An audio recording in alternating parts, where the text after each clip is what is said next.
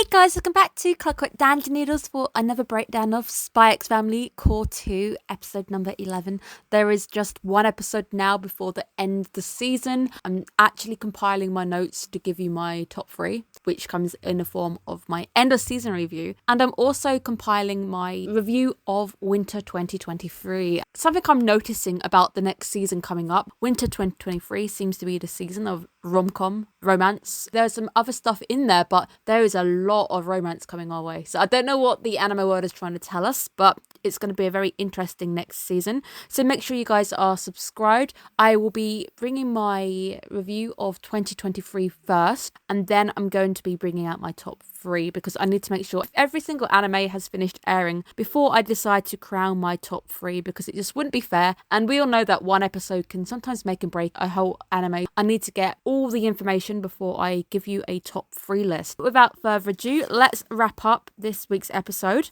We are back in the world of superhuman tennis, sports anime now on drugs, an even bigger threat than everything that is basically going on in this match. This match is just insane, and the fact that they are able to win is still just insane. It wouldn't really happen, but let's go there. We have a sniper, and initially I was about to write, so death is okay, but he is firing rubber bullets. But as I think Nightfall even says, run wrong hit, if that goes somewhere bad, that can still kill you. We do have the threat now on the table of some rubber bullets. I did wonder if the reaction that we get from Lloyd, him going to the ground, covering Nightfall, would spark any form of suspicion in the audience. At least to somebody going, oh my goodness, is there a sniper in the room with us? Nobody seems to notice. And we do see the audience in the end get very emotionally involved because there's a hangover. Oh, now he's got a stomachache. Everybody is hanging on exactly what's going on. But it's just interesting that nobody in the audience wants to suspect anything is wrong. Lloyd also states he's wearing a bulletproof vest. However, we have been told that this was the mission organised by Nightfall. He knew nothing about what was going to happen. He even questioned her at one point about it being the best option. Was this really the only option that we had to go down? A bit weird that he's already wearing a bulletproof vest, but I think we could maybe write that one off to him being overly cautious,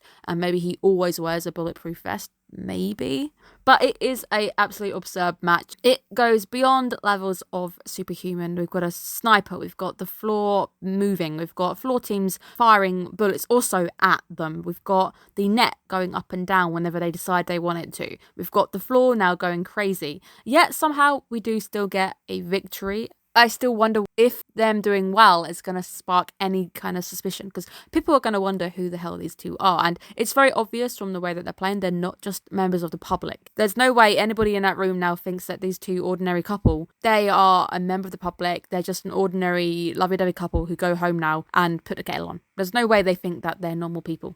But I do have to congratulate them. The movement, the camera movement, the flow, the music, the great lighting. During the second chunk, everybody is putting the weirdest poses to try and avoid being shot. Very nice. I thought it was handled nice. The animation team did a fantastic job in making that second half of the match feel really alive. Just came together. It really did feel like it had heightened. The ref asking Kim if he's okay after he's been struck by a bullet, with the bullet clearly on the screen, is okay. You're not wondering what's on the floor. I know they state that most of the people around are working for the guy, but he asks both sides if they're okay. So I don't want to say that everybody is completely aware or completely bought out by the house. But it is, of course, a win for the Phony pair. A big congratulations to the pair, because there's no way I think they could have ever actually won if they were just normal humans. But because we are in anime land, they do win. Lloyd also gaining the admirer at the end is a nice touch. Guy of the pair has at least come to see the error of his ways, and he's now happy to learn from Lloyd, even though he does state that you have to do it via honest means, but you guys weren't really playing via honest means because you had to adjust to dishonest means. Interesting, but I can't wait to see if one day, maybe in the future of the anime, he comes back and he's like a pro star tennis player or something. That would be cool. Now, Lloyd and Nightfall muttering in front of the guys about the security call right in front of them. Nobody can hear this. Nobody can see the two suddenly talking. It was very clever, a clever Lloyd and his disguises once again. I did pick up on him quite quickly. I noticed that she went in on her own, and then the guy picked up the painting, even though the guy hadn't said, pick up the painting, they're coming soon. Looking at it and going, oh, I want to check it's not damaged, even though it's clearly not damaged in the frame. That is obviously the moment when I noticed Lloyd without being pointed out that it was Lloyd. Fiona's choice of reward. This scary jar, which has multiple eyes, which is probably most definitely cursed. very interesting choice, and I wasn't expecting her to go for it. It does also fit quite a scary lady, so this is a scary jar. They did state that they're also going to be giving it to Handler. I would have liked it if the jar was visible on Handler's desk at the end, but it's not. Fiona's gone to hole herself up in the mountains and practice. So maybe she still has the jar secretly in her car. But I do believe that Fiona and the Cursed Jar should be an OVA, and it's an OVA I would absolutely watch the hell out of. It sounds great. Magical adventures. Fiona gets cursed and they have to go on an adventure or something. And the jar talk. I want the jar to be sentient, and I want the jar to be voiced by Kenjiro Suda. There we go. That is my plan for the OVA of this anime. But that is a wrap on the tennis chunk of our anime, and it was great. I did like it. It was completely unbelievable. Every single thing felt really unbelievable. Whether that backs up my theory that it's all coming out of Anya's brain, not sure, but Anya wasn't technically there. Maybe that was actually all crazy and made up by Anya, who knows, because she wasn't there, so she just made it go as unbelievable as possible for the way that they won. So we end up with our final chunk of the anime, which is Fiona deciding that she's not quite done with tennis just yet and deciding to challenge Yor to a match. So sad, because I'm on team Yor. I don't like the way Nightfall is being. I get that she likes him, but the way she's being is very, very passive aggressive, and I hate that. Don't like the character. I still can't bring myself to like the character of Nightfall.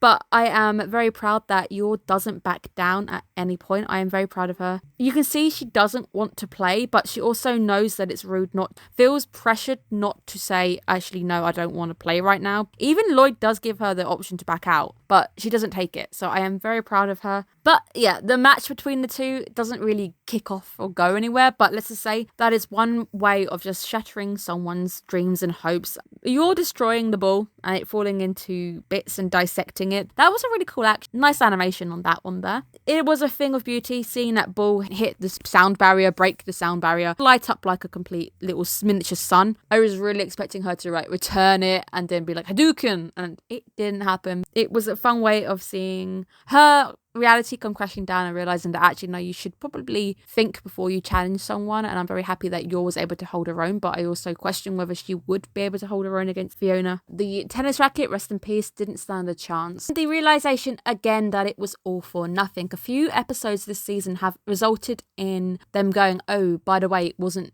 actually anything. It was nothing. It came to nothing. Like the kid not getting excluded from school. A lot of the missions seem to be coming down to the fact that it was a misfire and it doesn't actually mean anything. So it is just a collection of girls in photos, and the guy obviously doesn't want anybody to get a hold of it because it's going to cause an issue between him and his wife. I did get my hopes up though, because I really wanted to get some information on Anya's testing. Still don't really get the theory that we're going to go into it, but I do need some information. I'd like some actual information on who the hell was testing on kids, to what purpose, why did they create Anya, how did Anya get to be in an orphanage, because she's a test subject. Surely you'd imagine them to have lock and key over test subjects. But at the end, you're looking very unhappy, and I can't blame her. I really hope at some point she's able to cheer up. Lloyd's able to say something that might help her cheer up. But we do hear Lloyd buying 4 cakes, which is a bit weird. Maybe it's 2 for Anya, 2 of each. There was the caramel nut cake, I think, is going to Anya. Maybe she gets 2. I was hoping that he wasn't buying one for Nightfall, but that's impossible because Nightfall is really busy right now, scaring the local wildlife, training herself to be the very best player that can ever be, and beat Yor in a battle of strength when it comes to weight training. That does hopefully mark the end of the Nightfall chunk for a little bit, because I think next week we're going back to school. She's an interesting character. I don't like her particularly, but I get the fact that she's Yuri's counterbalance in a sense, because both of our lead characters have a character who fawns over them. They're interesting characters. They're not characters that I particularly care much for. And sorry, Yuri, it's just a little unhealthy loving your sister that much. He's a funny character. I'd actually rather watch Yuri than Nightfall. Thank you guys so much for tuning in. I can't wait to have my winter 2023 video coming your way soon. I've got possibly 4 animes I'll break down on the channel. One of them I'm basically hinging on right now. I need to do deep diving quickly just to check a few things. But I can't wait to bring that to you because I've got a lot more going on. I'm also going to be having a Christmas special. I don't know how it's going to work yet. Planning on doing a chill run of Hades with you guys. The main point is I want to say a thank you to you guys, talk about the season as a whole. I don't know how it's going to work because Hades isn't exactly the most chill game for being able to talk over.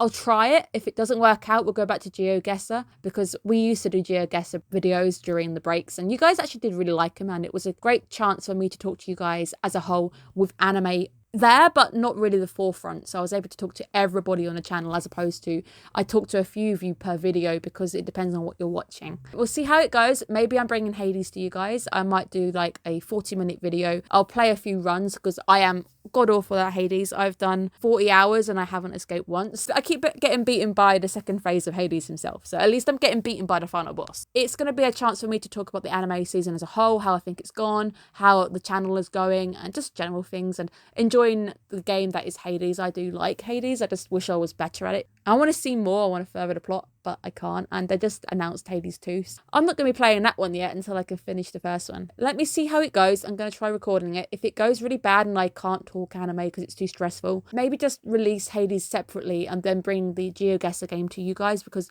we used to chill out with that game and I can just chill, take my time with GeoGuessr because it's not timed or anything. So thank you guys so much. Also, let me know down in the comments if you want to tune into either Hades or GeoGuessr. Have a great day, guys. Bye bye.